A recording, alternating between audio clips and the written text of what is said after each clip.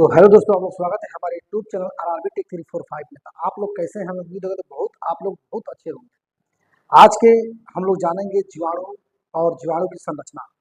तो आप लोग जैसा दिख रहा है, फिगर दिख रहा है कि ये जीवाणु की एक क्या है संरचना है। पहले हम जीवाणु के बारे में जान लें। जीवाणु होता क्या है, जीवाणु किस प्रोकैरियोटिक है कि यूकैरियोटिक है, जीवाणु की खोज किसने किया था, जीवाणु में क्या पाया जाता है। आज उसके बारे में हम थोड़ा सा पहले ये जानेंगे, फिर नेक्स्ट पार्ट में हम फिर जानेंगे कि नेक्स्ट पार्ट में क्या है। तो ये है जीवाणु। पहले जीवाणु के बारे में जाने कि जीवाणु क्या है, जीवाणु खोज किसने किया था, जीवाणु किसमें पाया था, प्रोकैरियोटिक होता है कि यूकैरियोटिक होता है, जीवाणु माइटोकांड्रिया पाया जाता है, गाल्जी काय पाया जाता है कि क्या पाया जाता है, इसके बारे में थोड़ा हम लोग अध्ययन करेंगे।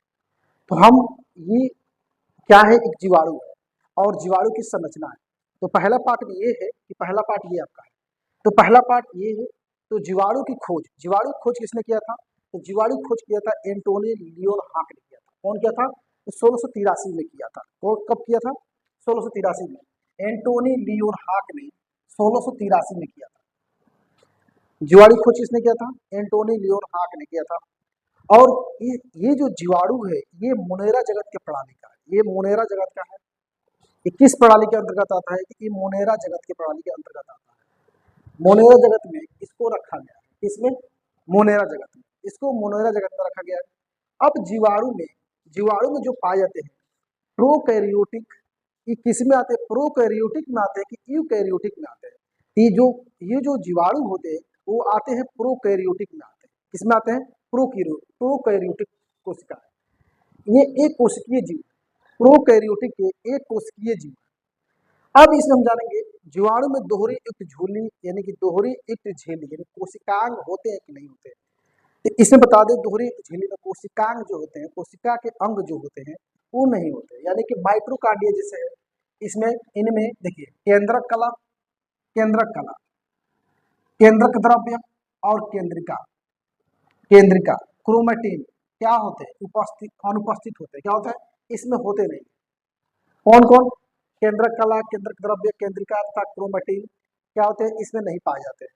इसके अलावा जैसे माइटोकांड्रिया है, क्या है? माइटोकांड्रिया, माइटोकांड्रिया, गाल्जी काय, क्लोरोप्लास्ट नहीं पाए जाते हैं। क्लोरोप्लास्ट पौधे में पाए जाते हैं, ये जीवाणु में नहीं पाए जाते हैं। क्लोरोप्लास्ट पौधे में होते हैं। जो क्लोरोप्लास्ट में क्लोरोफिल होता है, क्लोरोफिल के कारण ही क्या होते हैं? पौधे हरे भरे रहते हैं। तो इसमें क्लोरोप्लास्ट नहीं पाए जाते, गाल्जी काय नहीं पाए जाते हैं और माइटोकांड्रिया नहीं पाए जाते हैं। ठीक है, ये इसमें इसमें क्या होते हैं? ये कहाँ कहाँ पाए जाते हैं, किस जगह पर पाए जाते हैं? तो ये किस जगह पाए जाते हैं? तो ये पाए जाते हैं गर्म जल, जहाँ गर्म जल हो, थल हो और झरना, इस स्थानों पे, यानी कि आदि के स्थानों पर, मतलब गर्म जल हो, थल हो, झरने उरने जहाँ पे हो, उस उसमें क्या करते हैं? ये गर्म जलों में पाए जाते हैं। कौन? जीवाणु पाए जाते हैं। ठीक है, ये जीवाणु जो होते हैं ये लाभदायक भी होते हैं और मानव के लिए हानिकारक भी होते हैं। ये लाभदायक भी होते हैं और मानव के लिए हानिकारक भी होते हैं। जैसे में क्या है कि मान लीजिए कि दूध से दही बनना, दूध से दही बनता है, गांव में देखते भी होंगे, दूध से दही बन जाता है। तो दूध से जो दही बनता है तो जीवाणु ही होते हैं। तो कौन से जीवाणु होते हैं? यानी कि रोग जैसे होते हैं जो दूध से दही बनते हैं, वो क्या होते हैं? जो दूध से दही होते हैं। एक हम लोग को जो है राइजोबियम, राइजोबियम जो जीवाणु होते हैं, राइजोबियम जीवाणु होते हैं, वो लाभदायक होते हैं। एक लाभदायक जीवाणु जो होते हैं वो पाए जाते हैं, वो पाए जाते हैं आंत में। कहाँ पाए जाते हैं? आंत में पाए जाते हैं। जहाँ तो आंत में पाए जाते हैं तो उसको कहते हैं इकोलाई, इकोलाई पाए, इकोलाई, इकोलाई जीवाणु। राइबोसोम्स इसमें क्या होते हैं? राइबोसोम्स जो होते हैं इसमें 70 प्रकार के राइबोसोम्स होते हैं। कितने प्रकार के होते हैं? 70 प्रकार के। 70 प्रकार क्या होते हैं? राइबोसोम्स पाए जाते हैं। राइबोसोम जो पाए जाते हैं 70 प्रकार के पाए जाते हैं।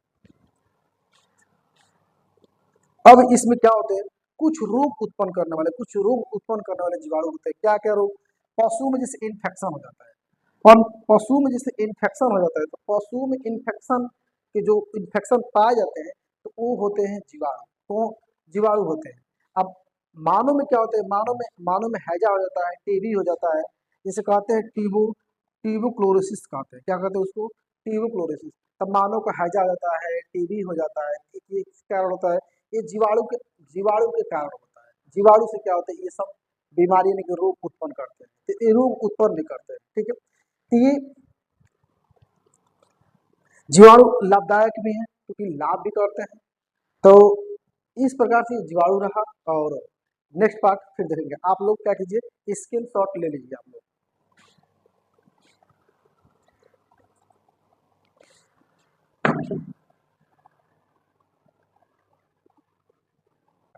स्क्रीन शॉट ले लिए हैं, ठीक है। ये क्या है, ये जीवाणु की संरचना है। आपको दिख रहा है कि जीवाणु की संरचना है, तो इसमें क्या क्या पाया जा रहा है इसे देखा जाएगा।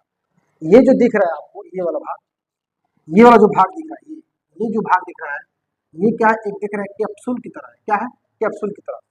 इसमें कैप्सूल में एक कैप्सूल की भांति, कैप्सूल की भांति है, और इसमें पॉलीसेकेराइड पाया था। क्या होता है, पॉलीसेकेराइड। ये किससे बनता है, पॉलीसेकेराइड से। ये कुछ प्रतिकूल परिस्थितियों में क्या करता है, कुछ प्रतिकूल परिस्थितियों में ये सुरक्षा का प्रदान करता है, यानी सुरक्षा करता है। क्या करता है, सुरक्षा करता है। अब आते हैं सेल वाल में। इस एक देख रहे हैं आप सेल वाल, ये कोशिका भित्ति है। क्या है, इसे कहते हैं कोशिका भित्ति। सेल वाल देख रहे हैं आप, ये जो ये भाग है, ये सेल वाल है, मोटी परत की बनी होती है। क्या बनी, मोटी परत की बनी होती है, सेल वाल है। कोशिका भित्ति कहते हैं। कोशिका भित्ति जो बनी होती है, हमारा जो बना होता है लिपिड और प्रोटीन, लिपिड और जो प्रोटीन है, लिपिड और प्रोटीन, लिपिड और प्रोटीन की बनी होती है। इसमें इसमें जो वो पदार्थ पाए जाते हैं, जिसका नाम है, इसमें पदार्थ कुछ पाए जाते हैं जिसका नाम ये है पेप्टाइडोग्लाइकेन या म्यूकोपेप्टाइड, म्यूकोपेप्टाइड या म्यूरिन इसे कहते हैं। तो कभी कभी पूछ देता है कि जो है जीवाणु में कौन सी किस किस पदार्थ की बने होते हैं, चाहे कौन सी पदार्थ पाया जाता है, तो हम कहेंगे पेप्टाइडोग्लाइकेन या म्यूकोपेप्टाइड या म्यूरिन, ये शब्द आएंगे। तो आपको वहां पे ऑप्शन से टिक लगाना होगा, या ऑब्जेक्टिव क्वेश्चन में देना रहता है, तो आप लोग याद रखिएगा। ठीक है, अब बना किससे होता है, लिपिड और प्रोटीन के, उसमें पदार्थ जो पाए जाते हैं ये पाए जाते हैं। ठीक है, अब हम आते हैं जीव द्रव्य में। क्या आते हैं, जीव द्रव्य का प्लाज्मा मेम्ब्रेन में आते हैं। ये प्लाज्मा मेम्ब्रेन, ये आपका देख रहे हैं जो, ये प्लाज्मा मेम्ब्रेन, ये क्या है, प्लाज्मा मेम्ब्रेन, इसको कहते हैं प्लाज्मा मेम्ब्रेन, इसको कहते हैं कोशिका प्लाज्मा मेम्ब्रेन। ठीक है ना, इसको कहते हैं जीव द्रव्य कला। क्या कहते हैं, जीव द्रव्य कला कहते हैं। ये लिपोप्रोटीन की बनती है। किससे बनती है, लिपोप्रोटीन की बनती है। किससे बनी होती है, लिपोप्रोटीन। ये लिपोप्रोटीन की बनी होती है। जिसे पोषक पदार्थ तथा उत्सर्जी पदार्थ, पोषक पदार्थ जो होते हैं या उत्सर्जी पदार्थ होते हैं, उसको कंट्रोल करने के लिए, क्या किया था, उपयोग किया था। ये क्या, जो प्लाज्मा मेम्ब्रेन है, पोषक पदार्थ तथा उत्सर्जी पदार्थ को कंट्रोल करता है। क्या करता है, ये कंट्रोल, ये जो भाग का आता है ये कंट्रोल करता है। अब ये इसमें क्या होते हैं, कोशिका द्रव्य। कोशिका द्रव्य आप जानेंगे, कोशिका द्रव्य क्या है, साइटोप्लाज्मा। साइटोप्लाज्मा कहाँ है, इसमें जो होता है, इसमें क्या होता है, कोशिका द्रव्य होते हैं। क्या होता है, कोशिका द्रव्य। जो कोशिका जो द्रव्य होते हैं, ये जो आपको दिख रहे हैं, इसमें जो तरल पदार्थ होते हैं, इसमें जो आपको तरल पदार्थ होते हैं, ये तरल पदार्थ है। तो इसमें जो तरल पदार्थ होते हैं पारदर्शक होते हैं। क्या होते हैं, पारदर्शक होते हैं। ये जो पारदर्शक होते हैं, क्या होते हैं, तरल पदार्थ पारदर्शक होते हैं। ये क्या होते हैं, दानेदार होते हैं। दानेदार क्यों दिखाई देते हैं, 70 प्रकार के जो पाए जाते हैं राइबोसोम्स पाए जाते हैं, ये इसमें दानेदार दिखते हैं। राइबोसोम्स ये है, बहु राइबोसोम्स ये है। तो यानी कि जो ये दिख रहा है ये राइबोसोम्स है। क्या है, राइबोसोम्स।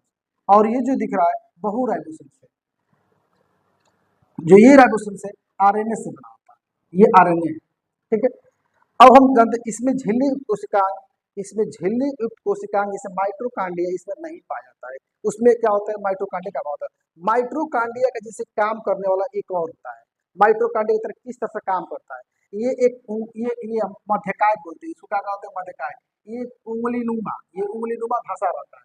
तो उंगलीनुमा धसा रहता है ना, तो ये माइटोकांड्रिया की भांति क्या करता है, ये माइटोकांड्रिया के भांति व्यवहार करता है। माइटोकांड्रिया नहीं रहता है, लेकिन माइटोकांड्रिया की भांति क्या करता है, ये कार्य करता है। और इसमें श्वसनी एंजाइम होते हैं जो क्या करते हैं, पाचन क्रिया में जो श्वसनी एंजाइम होते हैं। ठीक है ना,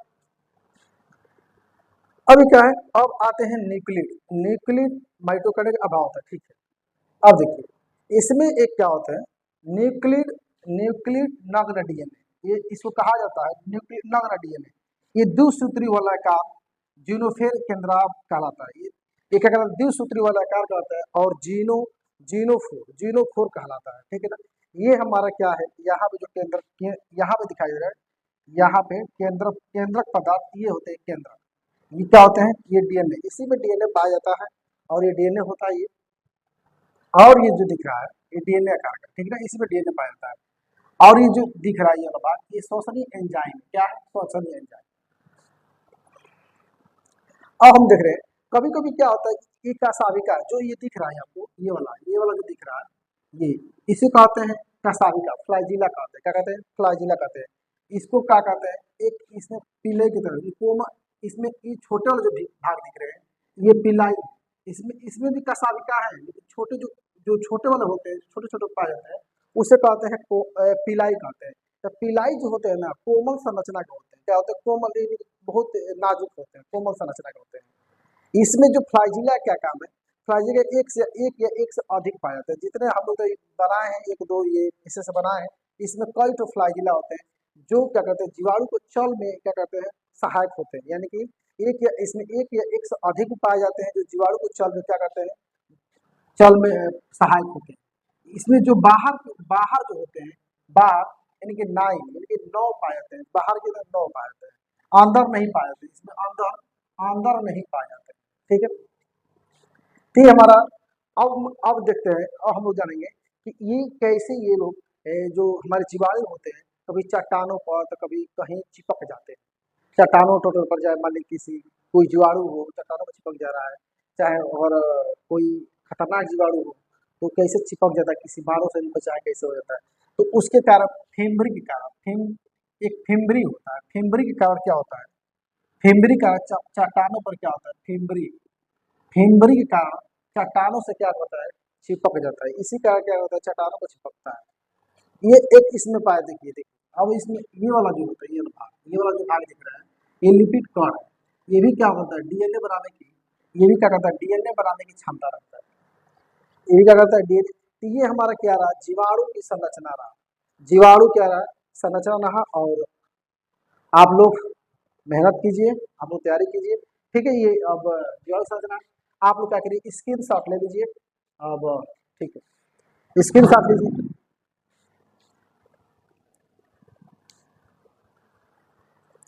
ठीक है, हम नेक्स्ट फिर वीडियो लेकर आएंगे इसी प्रकार से, और आप लोग मेरे चैनल से जुड़े रहिएगा ताकि आपको वीडियो हमेशा मिलते रहे। ठीक है दोस्तों, बाय बाय, और फिर नेक्स्ट वीडियो में हम लोग मिलेंगे एक साथ, और आप रहेंगे मेरे साथ। ठीक है।